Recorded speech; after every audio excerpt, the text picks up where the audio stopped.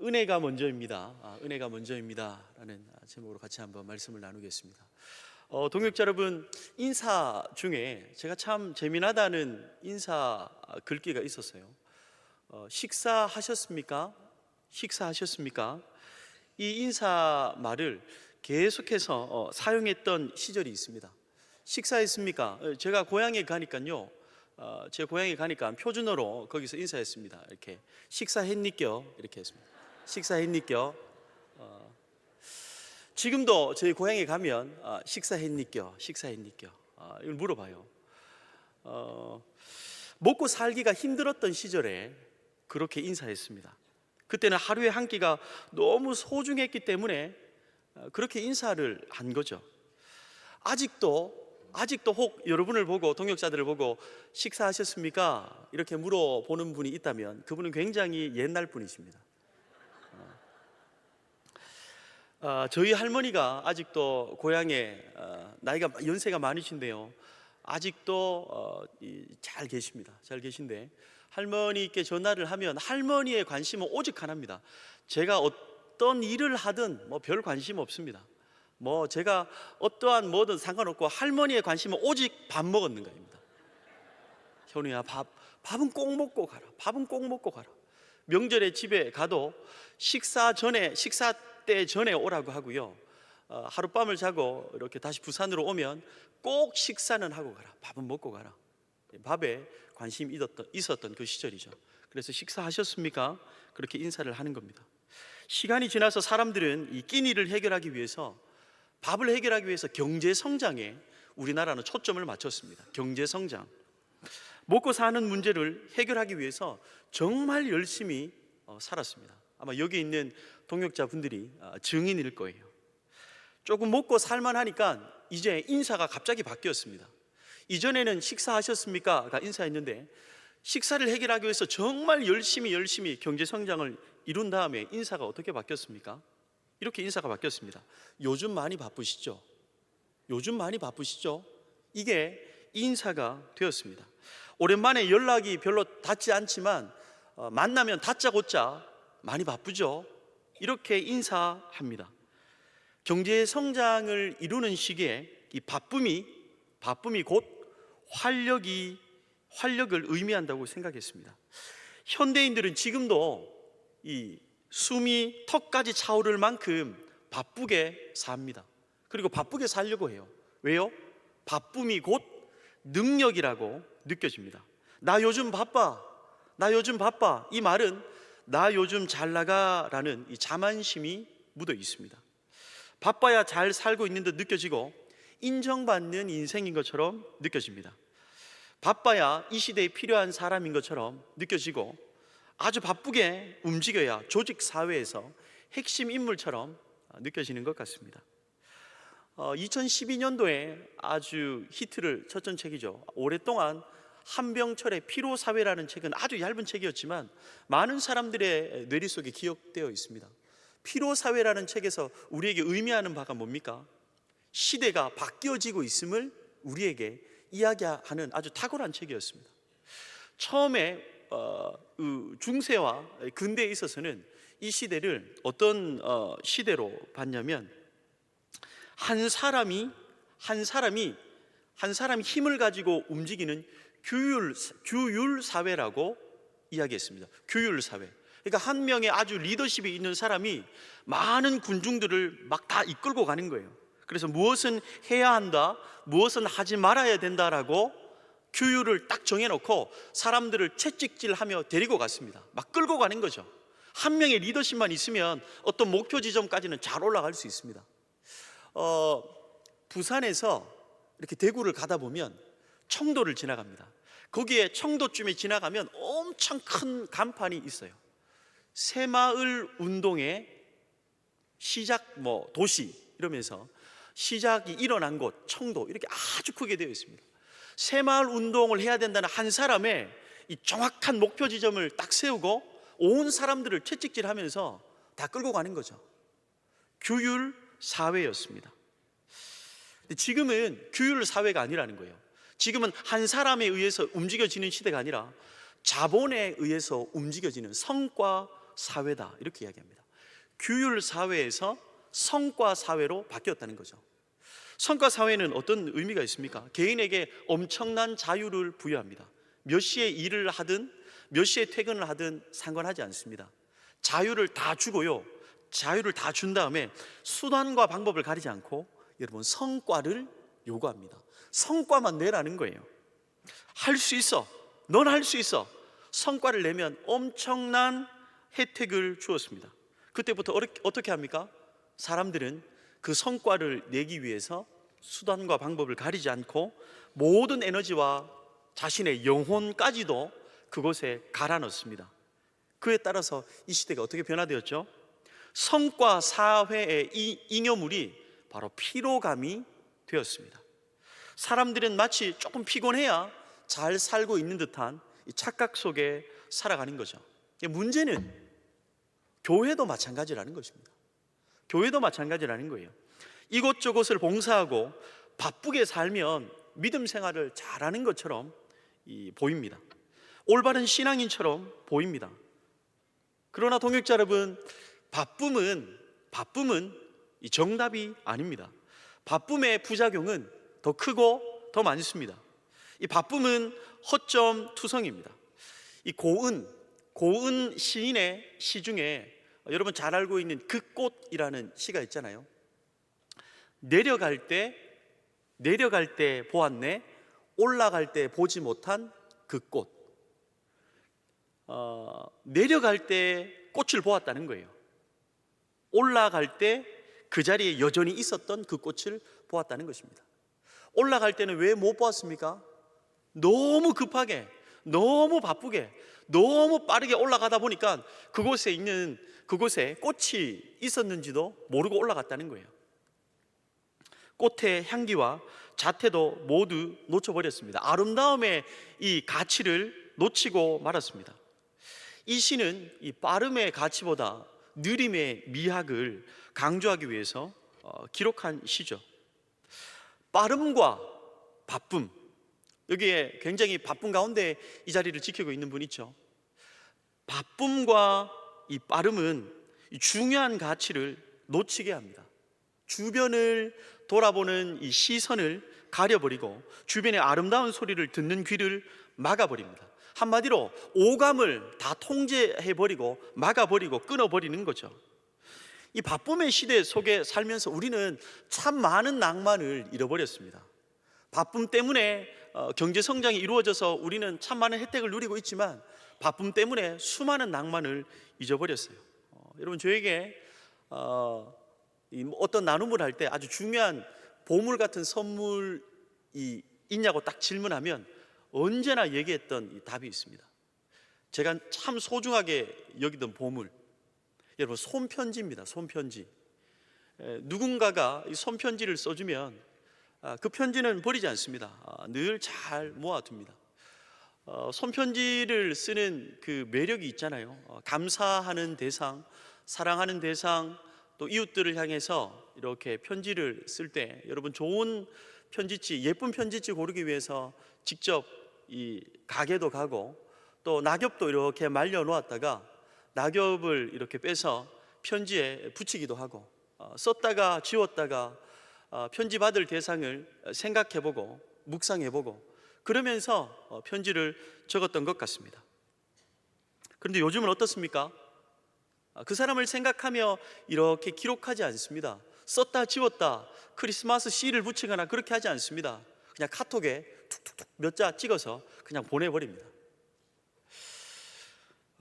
이전에는 생일이 되면 어떤 선물을 할까 고민하다가 그 매장에 가서 선물도 사고 포장지도 사고 그 선물을 싸는 이 끈도 직접 저희가 구매를 해서 싸지 않습니까?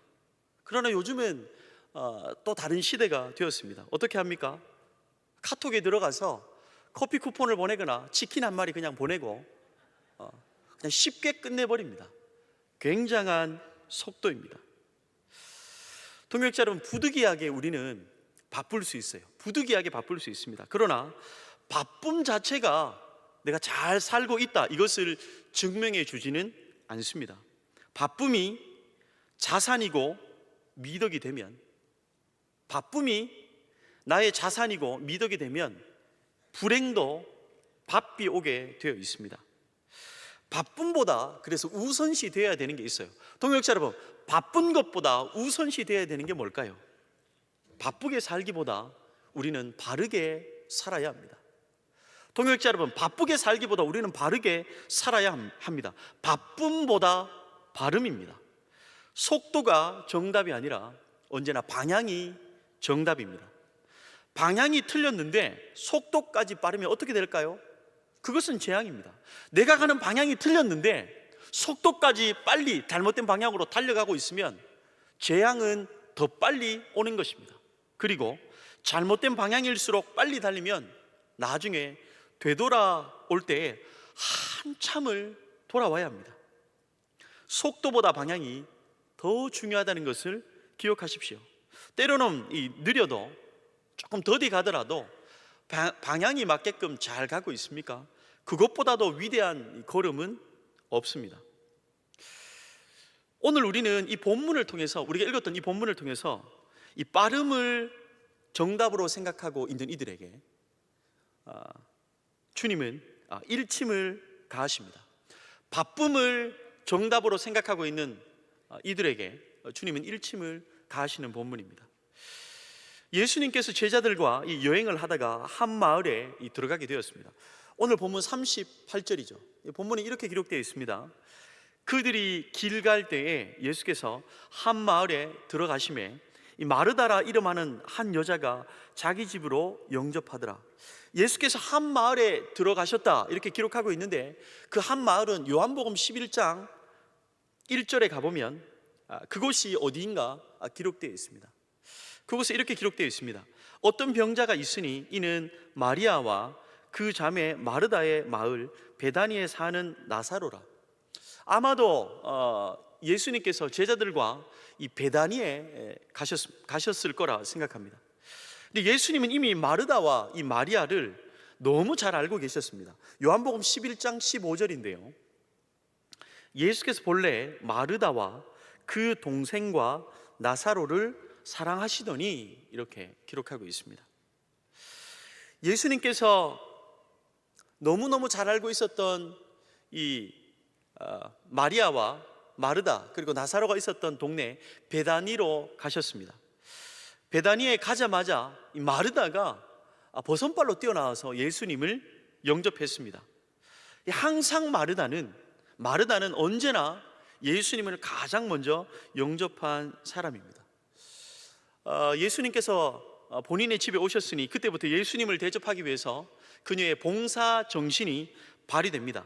이것저것 음식하느라 정신이 없었습니다. 그런데 여러분, 예수님의 관심은 섬김과 이 봉사에 온 힘을 쏟고 있는 마르다가 아니었습니다.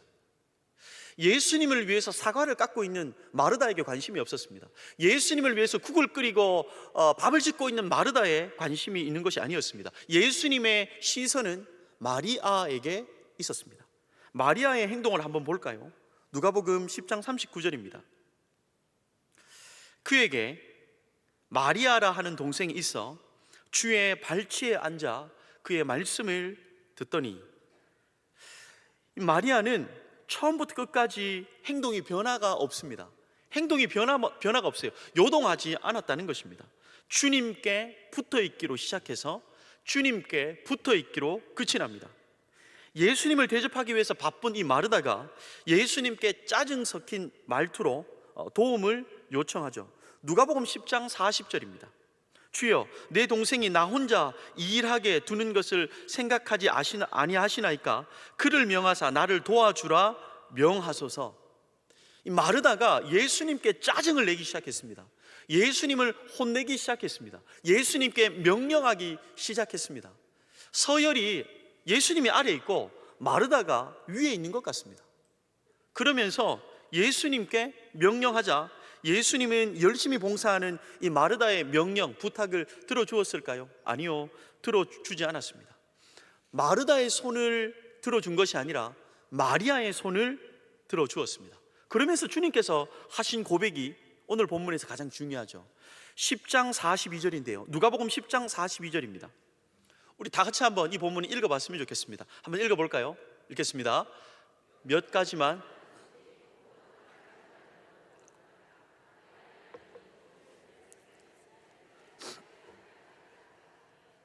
아멘.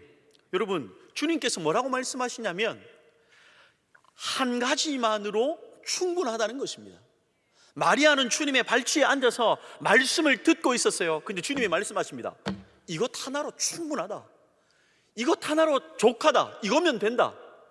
그렇게 말씀하셨습니다. 그리고 마리아는 가장 좋은 편을 선택했다고 주님께서 말씀하시죠. 예수님은 하나님 나라의 원리에 있어서 동역자 여러분 매우 중요한 말씀을 해주셨습니다. 섬김보다 봉사보다 우선시 되어야 하는 것이 있다는 것입니다. 그것이 무엇입니까? 세상의 역사의 주인이신 하나님, 세상을 창조하신 하나님, 그 하나님께서 섬기는 것보다 봉사하는 것보다 더 중요한 것이 있다고 본문을 통해서 우리에게 말씀하십니다. 그것은 바로 하나님의 말씀을 듣는 것입니다. 동역자 여러분, 하는 것보다 듣는 것이 먼저입니다. 우리는 듣고 행하는 자라야 합니다. 출애굽기 19장 5절에 이런 말씀이 기록되어 있습니다. 이 말씀은 이 베드로서에도 동일하게 있는 말씀, 하나님의 자녀 삼으셔서 하나님은 나라와 민족을 이루겠다는 하나님의 아주 굳건한 뜻과 의지가 출애굽기와 베드로 전후서에 기록되어 있습니다. 뭐라고 말씀하셨습니까? 세계가 다 내게 속하였나니 너희가 내 말을 잘 듣고 내 언약을 지키면 너희는 모든 민족 중에서 내 소유가 되겠고, 하나님의 백성들은 먼저 하나님의 말씀을 듣고 하나님의 뜻을 지키는 자들입니다. 여러분, 듣는 것이 먼저입니다. 신명기 6장 3절을 볼까요? 이스라엘아, 듣고 삼가 그것을 행하라. 그리하면 내가 복을 받고. 이스라엘아, 행하라 이렇게 말씀하지 않습니다. 뭐라고 늘 말씀합니까? 이스라엘아, 듣고 하나님의 말씀을 듣는 것을 언제나 행하다라는 이 동사보다 늘 앞에 두고 말씀하시는 분이 하나님이십니다. 동역자 여러분, 왜 하나님이 창조하신 인간들에게 자꾸만 들으라고 말씀하실까요? 행하라 이렇게 바로 말씀하시지 않고 듣고 행하라고 꼭 순서를 정해놓으셨습니다. 왜일까요? 말씀을 듣지 않고 움직이면 하나님의 말씀을 듣지 않고 우리는 움직이면 우리는 내면의 소리를 듣고 움직이는 존재들이 됩니다. 우리의 내면의 소리는 어떤 소리입니까? 여러분, 오염된 소리입니다. 내면의 정보는 잘못된 정보입니다. 말씀을 듣지 않고 움직이면 우리는 죄성의 소리 앞에 반응하는 꼴이 됩니다. 그래서 우리는 바른 것을 먼저 들어야 합니다. 말씀이 들려지지 않습니까? 말씀을 듣지 않고 사는 사람이 있습니까? 아무리 윤리 도덕적인 사람이라도 하나님의 말씀을 듣지 않고 살아간다면 정상적인 삶이 될 수 없습니다. 존 칼빈은 이런 얘기를 했습니다. 인간의 마음은 멈추지 않는 우산이 아니고 우상입니다. 우상 공장이다. 그러니까 우리의 마음은 가만두면 고장났고 타락했기 때문에 자꾸만 좋지 않은 어떤 것들을 생산하고 만들어내고 우상을 만들어내는 공장이라는 것입니다. 동역자 여러분, 끊임없이 우리는 하나님의 말씀을 들어야 되는 이유가 무엇입니까? 우리의 마음은 이미 고장난 존재이기 때문입니다. 엘리 제사장과 사무엘을 보십시오. 아무리 은혜의 공동체에 있더라도, 은혜올 안에 있더라도 하나님의 말씀을 듣는 자가 있고 하나님의 말씀을 듣지 않는 자가 있습니다. 다 같이 하나님의 성전 안에 있어도 하나님의 말씀을 듣는 자가 있었고 못 듣는 자가 있었습니다. 엘리 제사장은 하나님의 말씀을 듣지 못했지만 사무엘은 하나님의 말씀이 귓가에 들려졌습니다. 두 사람의 차이는 이것뿐입니다. 그런데 말씀을 듣고 듣지 못함에 따라서 그들의 삶은 확실하게 구분되었습니다. 말씀을 듣지 못한 엘리 제사장 가문 전체는 어떻게 살았습니까? 고장난 마음의 소리, 타락한 내면의 소리를 듣고 움직였습니다. 성전에 거했지만 비정상적으로 살았습니다. 짐승처럼 살았습니다. 그의 아들 홈니와 비나스는 여인들과 동침하면서 여호와께 드리는 제물을 훔치며 도둑질하며 살았습니다.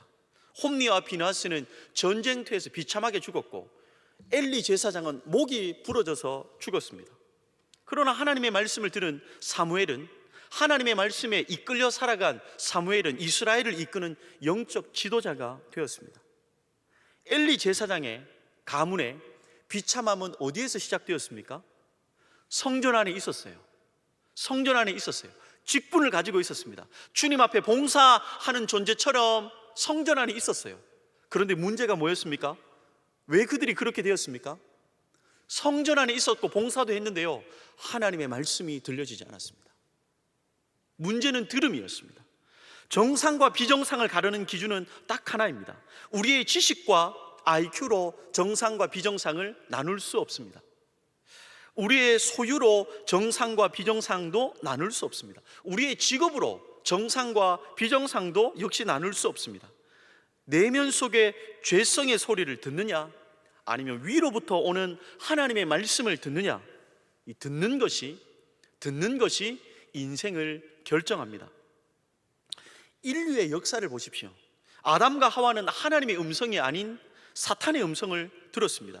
그래서 인류 전체가 타락했습니다.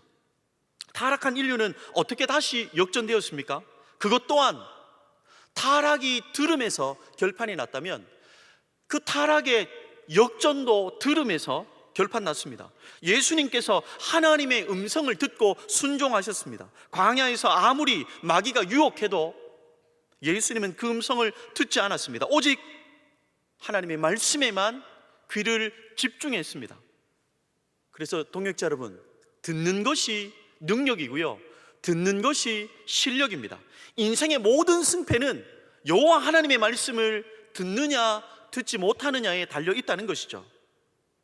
모든 죄인들은 그런데 자기 소견에 옳은 대로 행하려고 합니다. 이 사사시대는 먼 시대 이야기가 아닙니다. 여러분, 저의 이야기입니다. 듣지 않고 자신의 인생의 주인이 되려고 하죠. 여러분, 오늘 본문에 참 분주하게 움직였던 이 마르다의 이름의 뜻이 뭡니까? 여주인입니다. 여주인이라는 거죠. 마르다는 자신이 이름처럼 자신이 인생의 주인으로 살아갔습니다. 이 주님에게까지 명령하면서 인생의 주도권을 빼앗기지 않고 주인 노릇하며 살려고 발버둥 쳤습니다. 우리는 우리 인생의 주인이 되어서는 안 되죠. 우리는 100% 전적 타락한 존재이기 때문입니다. 술 먹고 취한 음주운전자가 길을 제대로 걸어가지 못하는데 운전대를 잡으면 위험합니다. 무면허 운전자가 배에, 아주 큰 배의 핸들을 잡는 순간 그 모든 배에 타고 있는 사람들은 위험한 존재가 된 것입니다. 이 세상에서 가장 어리석은 사람이 누굴까요? 이 세상에서 가장 어리석은 사람은 타락한 자신을 믿는 사람입니다. 이 세상에서 가장 지혜로운 사람은 누굴까요? 타락한 자기 자신을 믿지 않는 존재입니다. 이 마르다는 여주인 노릇을 했기 때문에 예수님을 손님으로 맞이했어요. 그의 이름 뜻처럼 마르다는 자기가 주인 노릇을 했기 때문에 예수님을 손님으로 맞이했습니다. 그러나 반면 마리아는 예수님을 인생의 주인으로 맞이했습니다. 우리는 예수님을 손님이 아니라 주인으로 모셔야 합니다. 예수님을 삶의 최우선순위로, 삶의 중심에 두어야 한다는 거죠. 믿음의 동역자 여러분, 그러므로 내 삶에 있어서, 믿음 생활을 함에 있어서 섬김이 먼저가 아니라는 것입니다. 들음이 먼저입니다. 들음이 먼저라는 것은 어떤 의미입니까? 들음이 먼저라는 것은 하나님의 은혜가 먼저라는 것입니다. 은혜가 있어야 올바른 섬김도 시작됩니다. 올바른 봉사도 시작되는 거죠. 은혜로 충전되면 섬김은, 봉사는 자동입니다. 자동인 거죠. 은혜의 충전 없이 움직이면 이내 곧 방전입니다. 방전되면 어떤 현상이 일어납니까? 은혜를 받지 않고 우리가 은혜를 받지 않고 계속 섬김과 봉사가 되풀이되면 어떤 일이 벌어지나요? 마르다의 행동을 주목해 보면 압니다. 10장 41절인데요 한번 볼까요? 누가복음 10장 41절입니다. 주께서 대답하여 이르시되 마르다야 마르다야 내가 많은 일로 염려하고 근심하나. 염려하고 근심하나. 주의 일을 섬기고 봉사함에 있어서도 늘 근심과 봉사를 하면서도 근심과 염려 속에서 살아갑니다. 평안도 없고요 기쁨도 없어요. 주의 일을 하는데 근심이 나를 사로잡고 있습니다. 염려가 우리를 꽉 옥죄고 있습니다. 기쁨이 전혀 없는 거죠. 은혜가 떨어지면 그 자리는 언제나 기쁨, 근심과 염려가 기다리고 있다가 그 자리를 채울 것입니다. 주님과의 거리로 모든 것은 판가름 나요. 주님과의 거리로 여러분 모든 것은 판가름 납니다. 마르다는 어떻습니까? 주님과 떨어져 있습니다. 마르다는. 그러나 마리아는 주님과 가까이 발치 아래 붙어 있습니다. 주님과의 거리가 평안의 거리입니다. 주님과의 거리가 기쁨의 거리입니다. 환경이 문제가 아닙니다. 상황이 문제가 아닙니다. 주님과 가까이 있는 만큼 우리는 담대함을 누리고요 평안을 누리고 행복을 누리게 될 것입니다. 그러나 주님과 떨어져 있는 만큼 염려와 근심과 두려움이 우리의 삶을 지배하며 살 것입니다. 아무리 교회에서 섬겨도 임원으로 섬기고 전도대로 섬기고 목자로 섬기고 이 모양 저 모양으로 섬겨도 평안과 기쁨이 없는 자가 이곳에 있습니까? 여러분 체력이 다 바닥나서 그런 거 아니에요. 엄밀히 따지면 은혜의 잔고가 다 바닥났습니다. 은혜가 원인입니다. 돈 떨어질 때보다 은혜가 떨어지면 우리는 가장 위험한 존재가 됩니다. 주택 청약 떨어질 때보다 은혜가 떨어지면 우리는 진짜 비참한 존재가 될 수 있습니다. 그래서 성도들은 언제나 은혜의 자리가 있는가를 살펴보아야 합니다.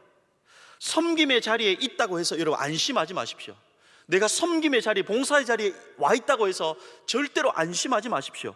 은혜의 자리가 있는가, 내가 은혜를 받고 있는 자리가 있는가 없는가, 그것을 확인해 보셔야 합니다. 주님은 사복음서에 보면 예수님께서 이 땅에 오신 이유와 목적을 정확하게 기록하고 있습니다. 마태복음 20장 28절만 볼까요? 예수님께서 이 땅에 오신 목적이죠. 인자가 온 것은 섬김을 받으려 함이 아니라 도리어 섬기려 하고 자기 목숨을 많은 사람의 대속물로 주려 함이니라. 예수님께서 이 땅에 오신 이유는 섬기기 위해서 오셨다고 했습니다. 세상을 섬기러 오셨지만, 섬김의 사명을 감당하러 오셨지만 이 비밀의 자리가 있었습니다. 마가복음 1장 35절인데요 새벽 아직도 밝기 전에 예수께서 일어나 나가 한적한 곳으로 가서 거기서 기도하시더니. 주님은 섬기기 위해서 이 땅에 오셨지만 그 섬김을 감당하기 위해서 어떤 자리를 만들었습니까? 하나님의 말씀을 듣는 자리를 만들었습니다. 기도는 하나님의 음성을 듣는 시간입니다. 은혜로 채우는 시간인 거죠. 그래서 주님은 섬기러 오셨지만 은혜의 자리를 새벽마다 만들고 계셨습니다. 어떻게 해서든 은혜의 자리를 사수하면서 섬김의 인생을 살았던 거죠. 충전의 자리를 만들었다는 것입니다. 그래서 섬기기 위해서는 반드시 은혜의 재료가 필요합니다. 신혼부부가 이렇게 찾아와서 주례를 부탁하면 성경 공부를 한동안 계속합니다. 성경 공부를 하고 또 하고 해서 결혼식장에서 만나잖아요. 최근에도 성경 공부를 하고 있는 신혼부부들이 있는데요 신혼부부들이 이렇게 둘이 찾아오면 뭐 정말 눈에서 저는 별로 쳐다보지 않고요 둘만 자꾸 쳐다봅니다. 꿀이 뭐 이렇게 막 뚝뚝뚝 꿀이 막 흐르고요 막 꿀을 넘어서 프로폴리스가 눈에서 막 이렇게 나는 것 같아요. 얼마나 둘이 좋은지요. 그래서 제가 이 성경을 펴놓고 성경 공부를 이렇게 해도 막 성경 공부를 하면서도 정말 둘이 책상 밑으로 손을 막 잡기도 하고요 막 어깨도 막 기대고 막 그래요. 제가 결혼의 정의를 딱 내려줍니다. 성경에서 말하고 있는 결혼의 정의, 저는 그렇게 생각해요. 결혼은 멋진 남자 죄인과 예쁜 여자 죄인의 만남입니다. 멋진 남자가 아니라 멋진 남자 죄인과 예쁜 여자 죄인이 만나는 거죠. 이 환상이 지금은 뭐 너무 좋아서 꿀이 뚝뚝 떨어지지만 6개월만 지나면 세상에 믿을 사람 한 명도 없다는 것을 그들은 철저하게 알게 됩니다. 동역자 여러분, 그러나 이 죄인 중에 괴수인 같이 사는 이 남편, 아내를 언제부터 우리는 섬기기 시작합니까? 돈을 많이 벌어오면 남편을 섬깁니까? 아니면 외모가 아주 출중하면 그때 남편을 섬깁니까? 아니요. 제가 보니까 우리 집사님, 권사님들을 보면 하나님의 은혜를 진짜 받았을 때부터, 그때부터 배우자를 섬기기 시작합니다. 우리에게 진짜 은혜가 임할 때 진짜 섬김이 시작됩니다. 이 행복한 결혼 생활의 비밀은 서로를 바라보는 것이 아니라 위를 보아야 합니다. 하나님으로부터 오는, 위로부터 오는 은혜가 임하기만 하면 섬김은 자동적으로 시작됩니다. 하나님은 이 세상을 섬기는 중요한 법칙을 만들어 놓으셨죠. 주님께서 모든 율법 중에 가장 첫 번째 되는 계명을 마태복음 22장에 주셨죠. 마태복음 22장 37절에서 39절에 이렇게 기록하고 있습니다. 예수께서 이르시되 내 마음을 다하고 목숨을 다하고 뜻을 다하여 주 너의 하나님을 사랑하라 하셨으니, 하나님을 사랑하는 것, 이것이 크고 첫째 되는 계명이요. 여러분, 계명 중에 목숨을 걸어라, 올인해라, 모든 것 다 쏟아부어라 하는 것은 딱 한 군데, 이것뿐입니다. 하나님을 사랑하는 것에 올인입니다. 모든 것 다 쏟아라는 것입니다. 그러면서 뭐라고 이야기합니까? 둘째도 그와 같으니 내 이웃을 내 자신과 같이 사랑하라.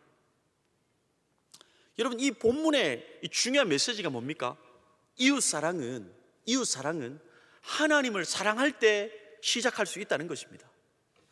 하나님으로부터 사랑이 쏟아 부어져야, 은혜가 임해야 그 은혜가 흘러넘쳐서 이웃을 섬길 수 있는 에너지의 동력이 나온다는 것이죠. 그래서 그 본문은 하나님 사랑이 곧 이웃 사랑이다, 하나님 사랑이 곧 이웃 사랑이다, 그 메시지인 거죠. 하나님을 사랑하면 이웃을 사랑하지 않을 수 없습니다. 하나님의 사랑은 너무 커서 반드시 흘러넘치게 되어 있습니다. 언제나 우리의 시선은 먼저 위를 향해야 합니다. 하나님은 십계명을 통해서도 분명한 이 순서를 우리에게 철저하게 가르쳐 주셨어요. 율법의 중요한 계명을 계속 좁혀가는 것 중에 하나가 십계명이잖아요. 여러분, 첫 번째 계명이 무엇입니까? 너는 나 외에 다른 신들을 내게 두지 말라입니다. 제가 신대원에 들어갈 때 십계명을 제 나름대로 이렇게 외웠습니다. 우리가 수영역교회 엔진이니까요, 이 정도는 좀 십계명은 이렇게 여러분 다 알고 있겠지만 그 잘 알고 있는지 한번 확인이 돼야 될 것 같습니다. 첫 번째 계명은 기본적으로 하나님과 우리와의 예우라고 생각하시고 첫 번째 계명은 외우셔야 합니다. 너는 나 외에 다른 신을 내게 두지 말라. 이 계명부터는 제가 열심히 외웠어요. 이 계명이잖아요. 이 계명. 이상하게 생긴 우상을 만들지 말라. 이 계명. 3계명은 삼가 여호와 이름을 망령되이 일컫지 말라. 4계명이잖아요. 4계명이니까 4계명은 사람들이 숫자 4를 좋아하지 않잖아요. 제가 외웠어요. 4. 죽기 싫으면 안식일을 거룩하게 지키라. 4계명. 5계명이잖아요. 5계명, 오만의 아버지 내 부모님을 공경하라. 6이잖아요. 6은 육신을 살인하지 말라. 7은 친구의 아내를 간음하지 말라. 8은요, 팔로 도둑질하지 말라. 그렇고, 9는 입구라고 해서 거짓 증언하지 말라. 그랬고요. 10은 십자 드라이버로 제가 외웠습니다. 십자 드라이버로 이웃의 집에 문을 열고 들어가서 내 이웃의 집을 탐내지 말라. 이렇게 외웠습니다. 뭐 비웃어도 어쩔 수 없습니다.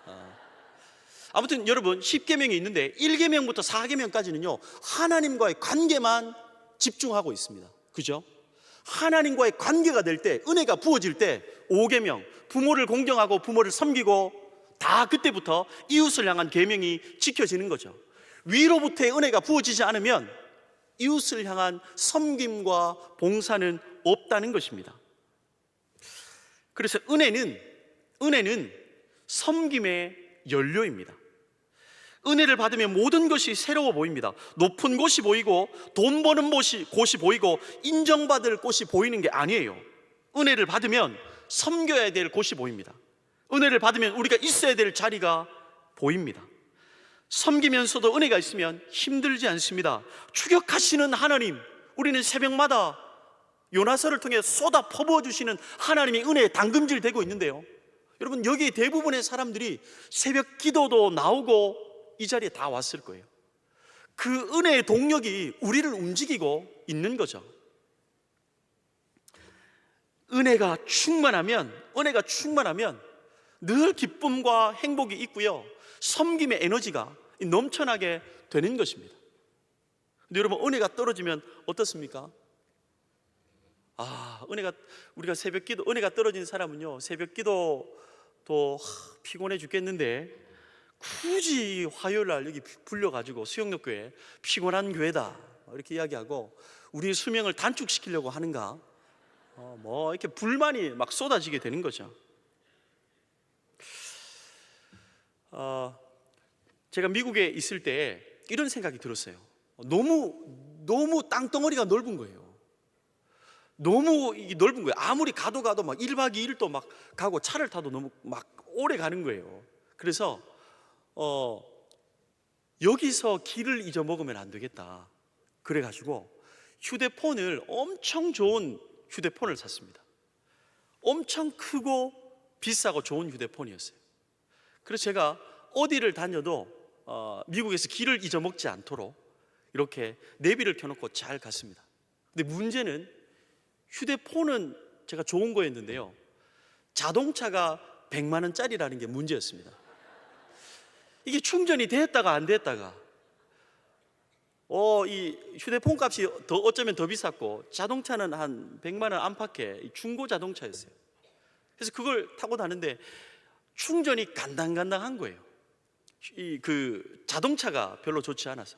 그래서 어느 날 얼바인에서 파사데나로 넘어가는데 차가 밀리면 한 4시간 정도 가고요, 한 2시간 반 요 정도면 넘어가는데 길을 제가 하나도 모르잖아요. 근데 가다가 휴대폰은 굉장히 좋은 휴대폰인데 차가 100만 원 안짝이라서 충전이 흐지부지 하다가 여러분 꺼져버렸습니다. 꺼져버렸어요. 이제 저는 영어도 못하지 국제적 미아가 되는 겁니다. 이 큰일 난 거예요. 휴대폰은 굉장히 좋았는데요, 배터리가 하나도 없었습니다. 충전이 안 되면 아무리 비싼 휴대폰이라도 고물입니다. 끝인 거죠. 아무리 은혜로운 교회에 다녀도 나의 은혜가 떨어지면 끝입니다. 섬김의 자리에 있는 믿음의 동역자 여러분, 섬김의 에너지가 아직 남아 있습니까? 섬김의 에너지, 여러분 조금 더 쉽게 표현해 봅시다. 여러분에게는 아직 은혜가 있습니까? 우리는 바쁘게 사는 것보다 주님과 함께 살아야 합니다. 바쁨이 정답이 아니라 주님이 정답입니다. 바쁨이 정답이 아니라 예수 그리스도가 정답입니다. 섬김과 은혜의 우선순위가 바뀐 자가 없습니까? 섬긴다고 은혜가 다 떨어진 자 없습니까? 우리가 봉사의 자리를 지키는 것이 우선순위가 아니에요. 섬김의 자리를 지켜내는 것이 우선순위가 아닙니다. 여러분, 은혜의 자리를 지키는 것이 먼저입니다. 은혜의 자리를 지킬 때 봉사의 자리가 지켜지는 것이죠. 이 밴쿠버의 영성신학자 이 마르던 바가 있죠. 이 안식이라는 책. 그가 했던 이 책에서 했던 이 문장은 우리가 참 많이 알고 있는 문장입니다. 우리가 안식일을 지키는 게 아니라 안식일이 우리를 지킨다. 우리가 안식일을 지키는 게 아니라 안식일이 우리를 지킨다고 말합니다. 이 말이 어떤 의미예요? 하나님의 은혜가 우리를 지키며 산다는 거죠. 그래서 우리는 마르다의 세상 속에서, 이 바쁜 이 마르다의 세상 속에서 마리아처럼 살아가야 합니다.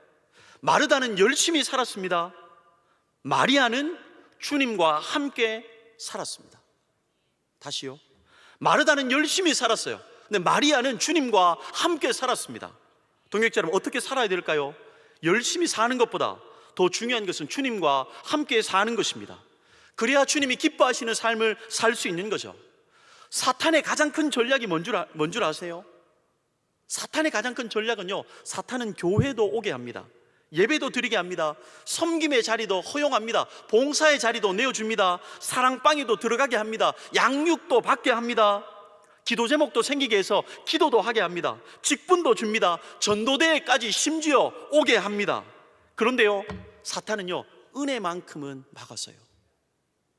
은혜만큼은 막았습니다. 다른 모든 것은 다 내어주는데 은혜만큼은 못 받게 합니다. 은혜가 위대한 성도의 삶을 이끄는 재료이기 때문입니다. 은혜가 공동체를 세워가는 동력이기 때문입니다. 그래서 믿음의 동역자 여러분, 봉사에 목숨 걸지 말고, 섬김에 목숨 걸지 말고 은혜에 목숨 걸 수 있기를 축복합니다. 섬기기 위해서 에너지를 쓰는 것이 아니라 은혜 받는 것에 모든 에너지를 쏟아내야 합니다. 그래서 주님께서 하나님을 사랑하는 것, 위로부터 오는 하나님의 은혜를 받는 것에 너의 마음을 다해라, 목숨을 다해라, 올인해라, 그렇게 말씀하고 있는 것이죠. 몇 주 전에 우리 함께 동역했던 조보선 목사님의 위임식이 있었습니다. 그곳에서 설교하는 목사님이 설교를 듣는데 제가 가슴이 울컥했던 순간이 있었습니다. 그 목사님은 대수롭지 않게 자기가 이전에 목회할 때 기억났던 청년이 있음을 기억하면서 툭 던진 이야기였습니다. 연세가 드신 목사님이었는데요, 본인이 주일날 설교를 해야 되는데 교통수단이 어떤 문제가 좀 생겼대요. 그런데 그 청년이 와야 되는데 오지 않더래요. 근데 나중에 알아보니까 한참 늦게 왔는데 교통수단이 문제가 생겨서 8시간 동안 걸어서 교회를 왔다는 것입니다. 8시간 동안 걸어서 교회를 왔다는 것입니다. 그 순간 저에게 질문해 봤습니다. 8시간 걸을 만큼 하나님의 은혜를 내가 사모하고 있는가? 제 스스로에게 질문해 보는데요, 제가 가슴이 울컥했습니다. 돈이 떨어져서 죽지 않습니다. 여러분, 은혜 떨어지면 죽습니다. 은혜 떨어지면 그때가 위기입니다. 쌀 떨어지는 것이 위기가 아니라 하나님의 은혜가 떨어지면 그때가 진짜 내 삶에 빨간불이 켜진 것입니다. 전도의 기술, 여러분 좀 없어도 괜찮습니다.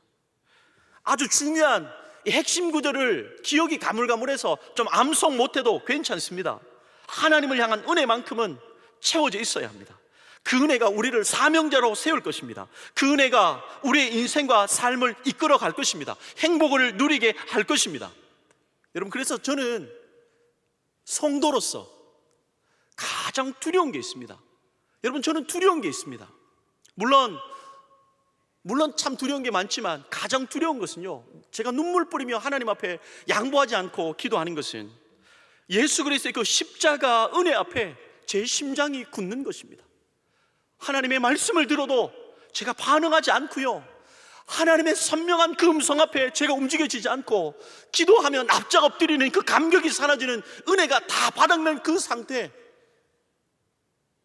여러분, 그 상태는 진짜 불쌍한 존재가 된 것입니다.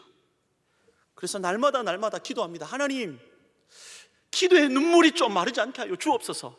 하나님, 말씀을 듣는 그 기쁨을 절대로 내가 놓치지 않게 하여 주옵소서. 그 씨름을 날마다 하는 것입니다. 동역자 여러분, 우리의 직분이 지금 우리가 앉은 자리가 우리의 신앙의 온도를 말해주지 않습니다. 우리의 섬김의 자리가 우리의 믿음을 절대로 말해주지 않습니다. 전도대에 있다고 해서, 여기 있다고 해서 복음을 알고 있고 복음의 감격을 누리고 있다고 착각하지 마십시오. 이곳에 있음이 그리스도의 제자라는 것을 증명해 주지 않습니다. 하나님의 은혜가 여전히 나의 심장을 적시고 있는가? 하나님의 은혜가 오늘도 나를 움직이고 있는가? 내 안에 충만하게 그 하나님의 은혜를, 내 삶을 움직여가는 은혜에 대한 갈망이 여전히 내 마음속에, 내 삶 가운데 여전히 남아있는가? 여러분, 그것을 점검해 보셔야 합니다. 하나님의 성전에 있지만 하나님의 일을 감당하고 있지만 엘리 제사장처럼 하나님의 음성이 들려주지 않는 사람이 있습니까? 봉사는 하지만, 성전에 있지만, 직분은 있지만 은혜가 바닥난 사람은 없습니까? 우리는 다시 하나님의 은혜, 그 은혜 앞으로 돌아가야 합니다. 우리의 상황이 우리를 절대로 끌고 가는 것이 아닙니다. 은혜가 우리의 인생을 이끌고 가기 때문입니다. 여러분, 그래서 일평생 씨름해야 될 것이 무엇입니까? 복음은 계속 들어서 그냥 그저 그런가 보다 가슴이 식어도 됩니까? 여러분, 신앙생활이 10년, 20년, 30년, 40년, 50년 했다고 해서, 60년, 70년 했다고 해서 가슴이 냉랭해도 됩니까? 아니요.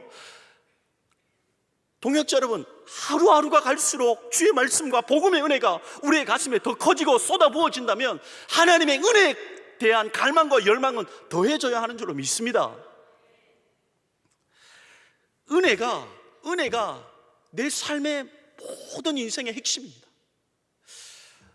사진 한 장을 한번 볼까요? 여러분, 배는 이 평형수가 있습니다. 평형수. 배가 있으면 배의 크기와 무게만큼 배 제일 밑바닥에 평형수 물을 넣습니다. 예를 들어서 배가 100kg다, 무게가 100kg면 평형수는 10kg, 20kg를 넣어야 합니다. 왜냐하면 배가 이렇게 가면 태풍이 치거나 흔들리잖아요. 그러면 밑에 평형수가 규격만큼 딱 들어가 있어야 흔들리다가도 오뚜기처럼 중심을 딱 잡습니다. 그런데 짐을 많이 실으려고 평형수 물을 쫙 빼고 짐을 많이 실습니다. 그러면 파도가 조금만 쳐도 배는 전복되고 맙니다. 그래서 평형수는 배가 출항하기 전에 늘 점검하고 또 점검하는 것입니다. 동역자 여러분, 태풍이 불고 파도가 쳐도 평형수만 견고하게 있으면 흔들릴지라도 배는 전복되지 않고 파도를 치고 뚫고 지나갑니다. 똑같습니다. 동역자 여러분, 우리에게는 은혜의 평형수가 필요합니다.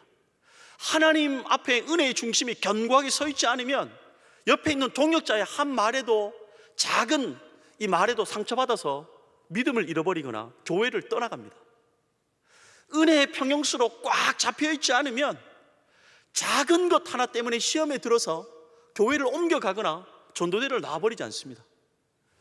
은혜에 붙들린 인생이 있어야 그 모든 것을 뚫고 지나가는 것입니다.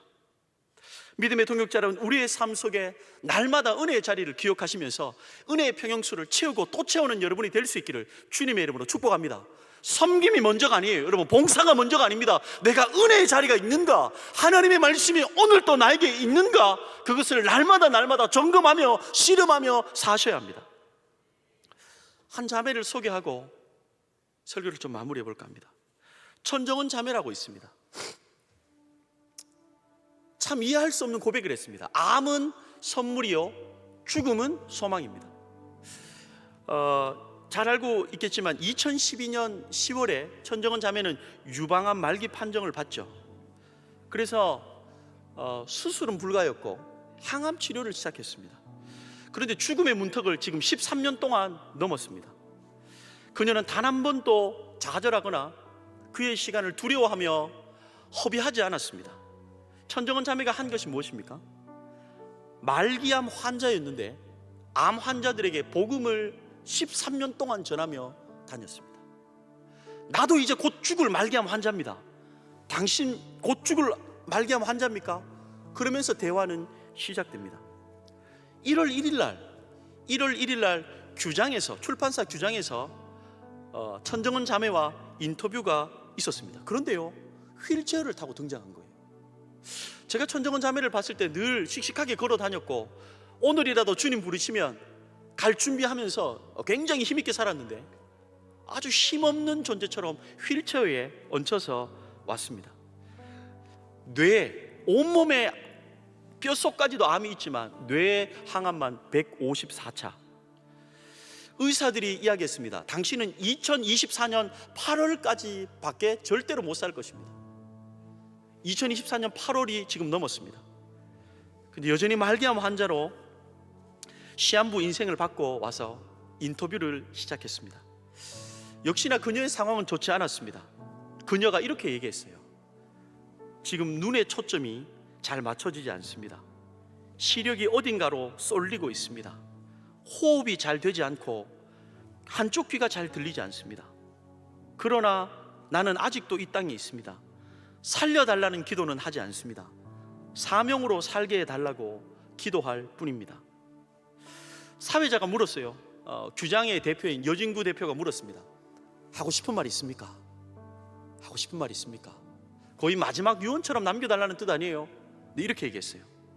성미경 자매, 이리안 자매, 예동현 아버지, 예수님 잘 믿으셔야 합니다. 캐나다에서도 통화로 복음을 전하고 있었고요. 한국의 곳곳의 말기암 환자들에게 전화를 하면서 직접 만나가면서 그리스도의 복음을 전하면서 주님 잘 믿으셔야 된다고 이야기했습니다. 또 질문했습니다. 죽음은 무엇이라고 생각합니까? 천정은 자매가 이렇게 얘기했어요. 죽음은 삶입니다. 진짜 삶은 아직 오지 않았습니다. 죽어야 진짜 영원한 삶이 시작됩니다. 장례식 때 부탁한 뭔가가 있습니까? 질문했습니다. 그때 천정은 자매가 이렇게 얘기했습니다. 장례식을 할 때 잔치같이 해달라고 부탁했습니다. 왜냐하면 주님을 만나는 날이기 때문입니다. 여러분, 죽음도 그녀를 위협하지 못했습니다. 암도 고통도 그녀를 짓밟지 못했습니다. 하나님의 놀라운 은혜가 그녀를 붙잡고 있었습니다. 하나님의 은혜를 딱 잡으니까요, 그의 삶에 기쁨이 사라지지 않았습니다. 근심은 떠나갔고 두려움은 박살났습니다. 소망의 삶을 하루하루 살고 있었습니다. 기대의 인생을 살아가고 있었습니다. 동역자 여러분, 은혜가 모든 것을 이깁니다. 은혜만 있으면 모든 것을 뛰어넘습니다. 넉넉하게 이기는 줄로 믿습니다. 그래서 여러분, 섬김의 자리에 나온 여러분, 봉사의 자리에 나온 여러분, 은혜가 먼저입니다.